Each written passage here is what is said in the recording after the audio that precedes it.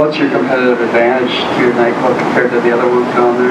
Or how do you reinvent yourself? Or for us, we try to do a theme party like every month, right? It's always about what's hottest right now. So we try to keep a good pulse on what's going on. What would that be like? What would be I haven't been to the nightclub. Like Saturday, I had Mardi Gras. Mardi Gras? Okay. Yeah, it was Tuesday, so we spent a lot. How do you promote that? Either Facebook or we have about over 4,000 followers on our Facebook account. Wow. But even then, I mean, here's a mistake. You can sit back and like, oh, 4,000 followers, that's great. My capacity is only 732, so I only need 20% of my followers to show up. That should be easy, right? If I have a cool, no. We spend thousands of dollars on marketing to get people through the door. What's been your most effective marketing you've tried? New Year's Eve markets itself. So people come out, right? It's a destination. It's a day where you can just count on cashing in. But you got to take advantage of that as well. And then don't sit back. I spent more money on marketing Mardi Gras than I did on New Year's Eve because I knew that I had to get people out. Where New Year's Eve, people are already going out. I just had them to decide to come to my place. So instead of making two decisions, I only had to make one. Where am I going to go versus do I want to go out, and then where am I going to go after that? And so I spent more money on marketing in Mardi Gras than I did in New Year's Eve, but it was targeted. Right now, our clientele listens to radio, so that's where we spend most of our time. But each business is different. You got to understand your demographics and go that route.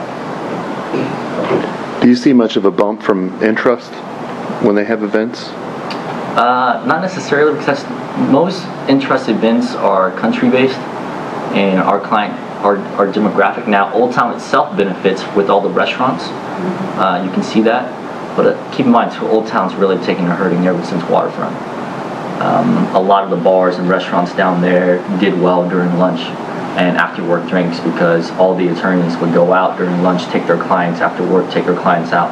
Now a lot of the law offices are at the Waterfront in the Commerce Springfield.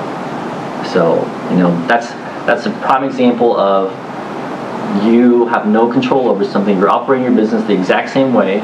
You're just as good as you were before, but because the shift changed for whatever it is, now businesses down there are struggling or not as profitable. And you look at the headlines for Spirit, their revenues went up, but their net profit dropped by 80%. That's a change of the business climate. They had no control over that. Welcome to the world of being an entrepreneur. Responsible for everything and have authority over nothing. It is. Do you think a casino could help you? A casino is, what do you mean? Downtown, if we had a casino. That's a social question. Yes, it is. Economically, to answer from the economics, absolutely. You're driving additional business into an area where then would stimulate a lot of development, residential and commercial. I personally think it was a mistake that we voted the casino down.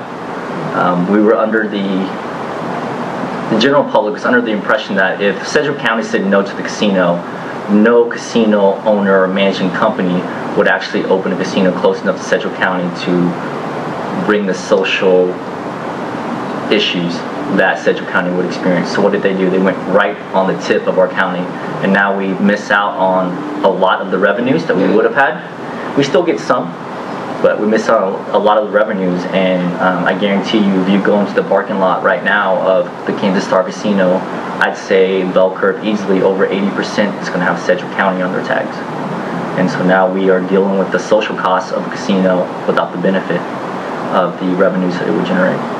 Once again, that's just my personal opinion. So there's no stats base behind that or anything at all. Just going off educated guess.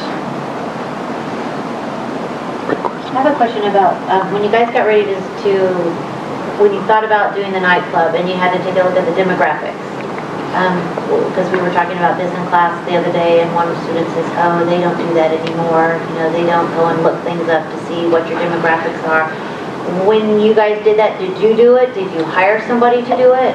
We did it ourselves, but through you're talking from the marketing end or just opening the business in general?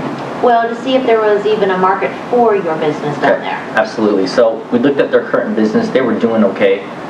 But we felt that if you spent X amount of dollars, renovated some of this stuff, then we can give Wichita its new flavor. But before that, we went to their club. Their staff didn't even know, they saw us, but we would sit there. We'd send people in to experience it, but we'd also went out to the other places to watch. Okay, so so-and-so has a line. What are they doing different? And is it just that isolated place, or is everywhere in Old Town, or is there a line everywhere? Because if so, then we know that market's being underserved, and we could tap into that. And you have to do an apples-to-apples comparison. I couldn't compare myself to like a Hero sports bar in Europe because we offer two different products. Slightly the same, but at the same time different. So I had to look at other nightclubs within the Old Town area, and we thought that we could succeed. That's how we move forward. But yes, you study all that stuff. I mean, it might not be scientific, but you definitely look into that stuff. I mean, you'd be naive to think that information is not important. So they definitely need to look into their target demographic, their spending habits. When I advertise, I don't just choose any radio station. I have them provide me their demographics. So and I never tell them what my target demo is. I tell them to provide them with their demographics to see if they match up. Because people can always manipulate the stats, right?